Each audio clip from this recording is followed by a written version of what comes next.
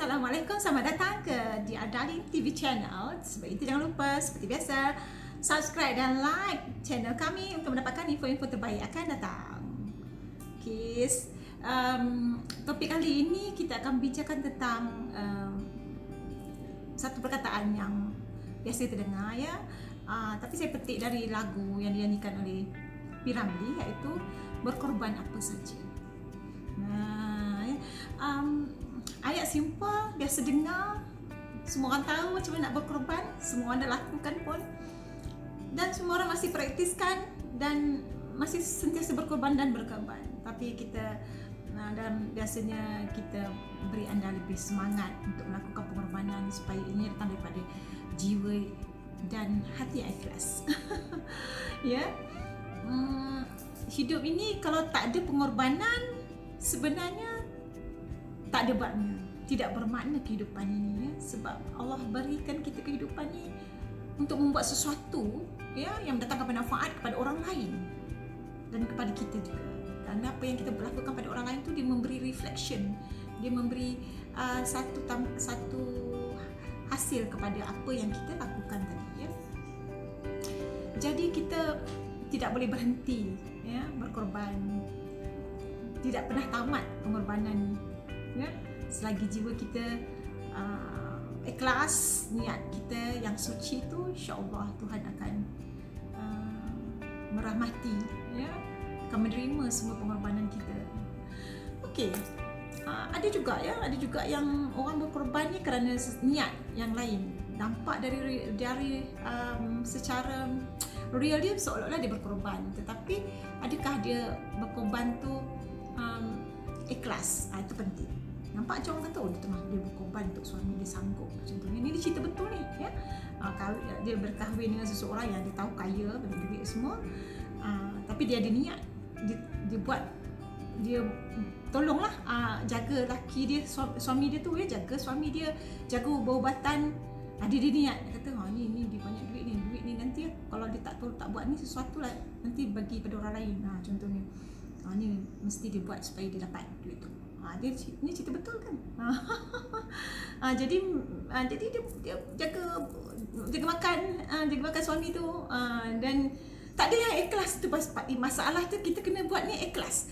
Nak bagi tak bagi, nak ada harta tu untuk kita tak tahu, itu semua rezeki Allah Taala. Allah Taala kata disuratkan kita dapatlah, tak dapat kita redalah. Ini ada intention. Aku kena jaga dia, kalau tidak aku tak dapat harta dia. Jadi benda tu dah jadi tidak.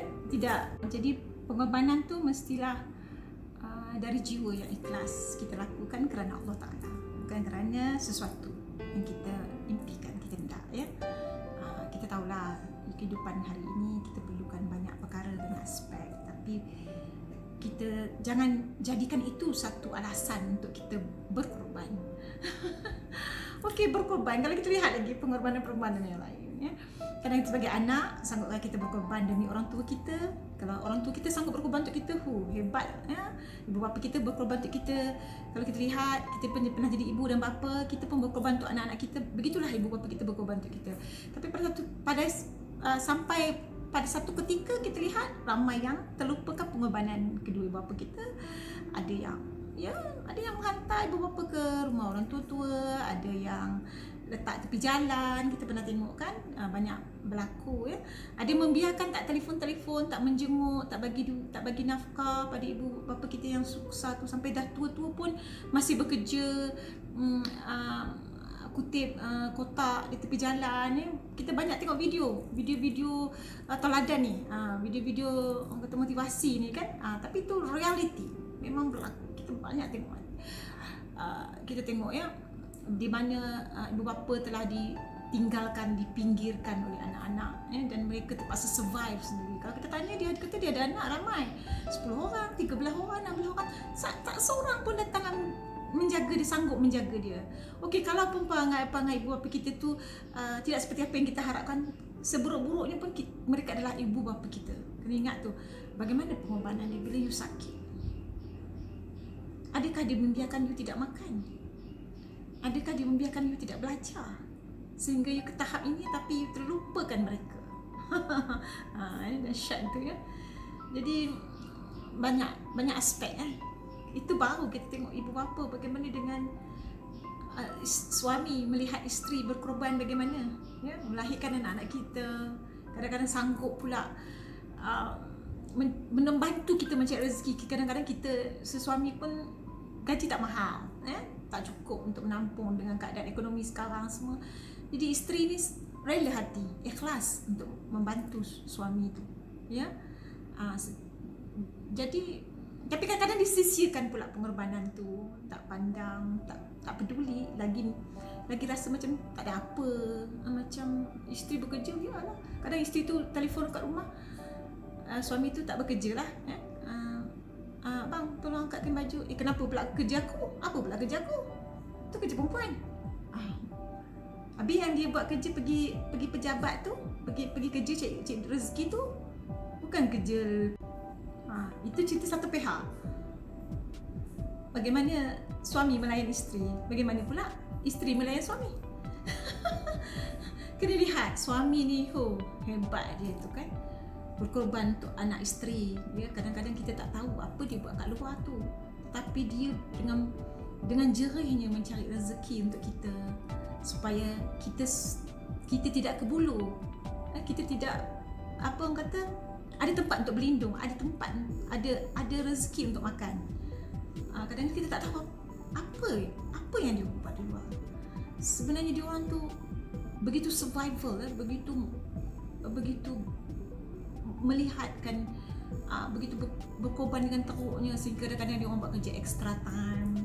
Kadang-kadang tak sempat nak makan pun kan, kerja balik malam, lewat malam, ya, demi keluarga, demi isteri dan anak-anak. Biar dia tak makan, janji anak-anak dia dengan isteri, anak dan isteri dia bahagia, dapat pelajaran. Kita tak nampak Jadi kadang-kadang suami tu tanyalah, yang Aini nak balik makan. Alah, abang ni dah malam lah, abang pergilah beli kat luar tu je kan. Tak makan ke tadi? Suami tu sanggup pula kata apa, berjimat cermat tak nak makan kat luar. Dia sahut, pertama isteri pandai masak, sedap masak. Kedua, lebih jimat isteri masak kan. Kok tengah hari tadi masak sekali harum untuk keluarga, rupanya dah habis. Tak nak masak pula untuk suami nak balik malam. Suami pun yelah, terpaksa menerima. Jadi kita tak nampak pengorbanan ketika suami dia bersusah payah tu, dan dia letakkan sedikit pengorbanan pula untuk menghidangkan makanan untuk isteri dia, untuk suami dia, ya. Jadi kita nak salahkan siapa pun kita tak tahu. Salah dua-dua. Kadang-kadang suami berkelakuan begini, kadang isteri begini. Ya.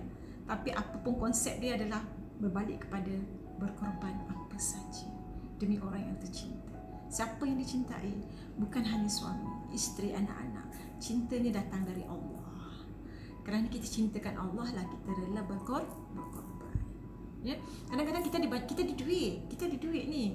Kita suami tu gaji 5,000, isteri gaji 3,000, dah 9,000 contoh kan. Lepas tu kadang-kadang ayah tu, abah tu telefon, abah ni dah lama susah lah, motor je susah, kadang hujan, nak travel bawa mak, nak bawa motor, nak bawa mak kau, berhujan-hujan, kadang tak boleh nak keluar sesama, kadang-kadang terperangkap kat luar tu. Boleh ke belikan ayah, bolehkah belikan ayah ni sebiji kereta kancil yang buruk-buruk, second hand pun jadilah, janji boleh bawa mak kau, boleh beli barang-barang dapur. Ya, kadang-kadang mak tu boring duduk rumah tengah-tengah lah. Lepas tu adik kau pula nak hantar sekolah, boleh ke? Mak, kita orang ni tak cukup duit lah mak. Abah tak cukup bah duit.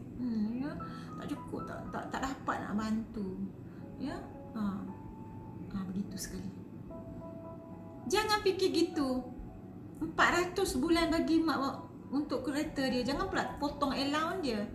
Ini potong 400 kena bayar duit kancil ke duit. Tapi potong. Saya dah potong duit kereta. Saya tak boleh bagi duit dapur dekat abah. Jangan gitu. Berkorbanlah. Carilah sesuatu untuk kita punya ibu bapa. kita pun yang kita bagi sedikit tu, ya, nikmat yang Allah beri kat kita tu sangat besar yang kita tak nampak. Jadi kita pun tak nampak, jadi kita rasa macam suka nak buat. Itu kira hebat tu nak bagi 800 kepada ibu bapa kita dia. Tapi what is that? Kita ada 9,000 suami isteri. Kita tolak, kita masih lagi mampu sebenarnya. Kerana Allah bagi kita dengan banyak cara bila kita apa kata, kita bagi ibu bapa kita ni, ya. And then ada juga ya setengah-setengah tu banyak duit, terlalu banyak, dalam akaun pun penuh duit. tak habis duit. Ini adik-adik telefon nak pinjam 100 je, mengomel, marah. Kau ingat aku ni cok duit ke apa ke ni ke nak senang ke duit nak cari ni, tak ada duit. Aku tak ada duit. Aku memang tak ada duit. Hebat ya. Hidup yang tidak ada pengorbanan hebat sangat. Yalah, mereka tidak merasai kebaikan-kebaikan tu. Jadi kan sebenarnya yalah, kita pun mengikut kemampuan masing-masing kan. Tetapi kita tahu siapa yang tak mampu dan siapa yang tak mampu, siapa yang mampu. Betul tak? Kita tahu. Kita boleh nampak siapa yang mampu, siapa yang tak mampu. Kadang-kadang Allah bagikan kerugian tu dengan dalam bentuk yang lain. Kita terlampau berkira, kemudian nanti tak sanggup berkorban untuk orang, nanti Allah korbankan duit kita tu. Duit kita simpan duit berbanyak. Bahawa kita kata nanti untuk kesenangan aku di hari tua. Tak sempat tua kita matilah. Lepas kita mati awal lah. Duit tu kita tak merasa, kita pun tak ada merasa dari hasil sedekah pun. Kan? Lepas tu duit tu dapat anak kita lah. Anak dia dapat lah. Anak dapat. Begitulah. Tak ada apalah nak dibawa ke akhirat nanti. Contoh. Cerita-cerita yang saya sampaikan ni kebanyakannya benar-benar terjadi lah, ya. Saya tidak mereka cerita, dan ni daripada hasil yang kita dapati, ya. Itu kalau adik-adik yang minta, kalau mak minta pun ada juga orang yang mak minta 100 je pun macam tak suka nak bagi kan, membentak. Yelah, nanti saya bagilah. Lepas tu kalau lain bulan, beberapa bulan mak tu dah tak minta lagi. Dah lah tak pernah nak bagi mak tu, mungkin hari raya RM50 mungkin agaknya. Lepas tu mak minta beberapa bulan minta 100 je kan. Dia nampak mak yang call, tutup phone. Tak nak angkat. Mak pengorbanan ya. Sangat berkorban. Nak buat macam mana kan. Itu baru konsep di organisasi. Kadang-kadang kawan ni ada yang sanggup membantu kita, sanggup berkorban, boleh, tak ada masalah. Dia sanggup spend setengah jam, 1 jam untuk habiskan kerja kita kerana dia tahu benda tu penting dan dia nak bantu kita lah. Ada yang sanggup tu, kira hebat lah orang tu. Dia tak mengharapkan balasan pun kan. Ada orang dia memang mengharapkan balasan. Berapa ramai orang yang tidak mengharapkan balasan. Tapi berapa ramai juga yang mengharapkan balasan. Sama banyak tak? Jadi kita berbalik pula kepada pengorbanan dari konsep universal macam sekarang ni kan. Pengorbanan untuk negara. Kalau kita lihat siapa yang ambil jawatan-jawatan dalam government ni, agensi kerajaan ni, tengoklah kan, yang sanggup jadi askar, jadi tentera kan, sanggup jadi pilot tu, macam-macam lah, nurse, doktor kan. Tu pengorbanan mereka mesti ada sifat berkorban untuk rakyat. Berkorban untuk masyarakat, berkorban untuk manusia sebenarnya. Kalau dia rasa dia nak bekerja tu kerana nak gaji duit je, pangkat, tak cukup pengorbanan tu. Sebab nanti bila dia akan kecewa. Sebab apa? Bila dia rasa stres, bila kerja banyak, dia tak sanggup tampung kerja tu, dia akan meradang dan tak adalah konsep pengorbanan yang sebenar tu. Tapi jika dia boleh buat dia memang berkorban, apa pun berlaku, penat ke, tak kira hujan panas, tetapi dia sanggup merempuh segala cabaran-cabaran tadi dengan bersabarnya, itu dia benar-benarlah pengorbanan dia tu. Baru kita nampak pengorbanan tu. Ataupun dia bekerja tu kerana semata-mata kerana untuk dilihat oleh orang ramai. Tu banyak niat-niat kita ni. Dan ada orang dia tak kisah, dia kerja tu kerana memang benar-benar dia ingin melihat. Macam jadi cikgu kan, dia nak melihat anak bangsa tu meningkat. Kena ikhlas, bukan kerana duit saja. Duit ni penting kan, tapi duit bukan segala-galanya juga ya. Itulah yang Allah tengok nanti akan dibawa ke akhirat kelak. Kita ni orang kata buat ibadah dua-dua sekali kan, dunia dan akhirat. Bagaimana dunia kita buat, akhirat tanpa dilupakan akhirat, dengan amalan-amalan dan juga dengan apa yang kita lakukan dalam pengorbanan tadi. Itu belum lagi kita berkorban untuk semua orang ni. Jadi berkorban untuk semua orang, mampukah kita?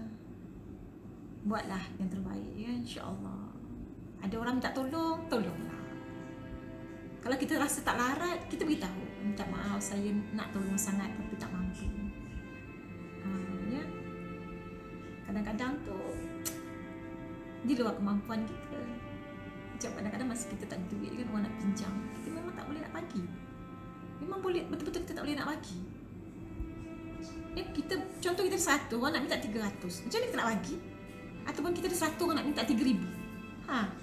Macam mana kita nak bagi?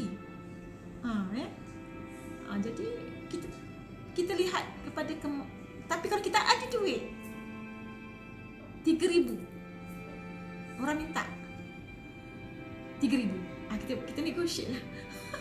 Nego. Bagilah juga kan, kita bagi 2,000, nego lah dulu. Tak maaf lah, bagi 2,000 lah, 1,000 ni untuk perbelanjaan air, 1,000 mungkin tak cara cepat air. Janji ikhlas. Jangan pula letakkan syarat tu. Jangan lupa bayar cepat-cepat. Jangan nak bermain tu duit tu. Tu duit aku nak pakai. Melainkan tu duit pinjam mana-mana, bagi dulu. Maksud saya duit tu memang ada dah nak guna untuk bayar bil tak apa, duit pinjam tu. Negotiate lah. Dan jangan berhenti bersedekah. Penting tu bersedekah. InsyaAllah sedekahlah apa saja pun, walaupun kecil, RM1, RM2, RM50, jangan berhenti bersedekah.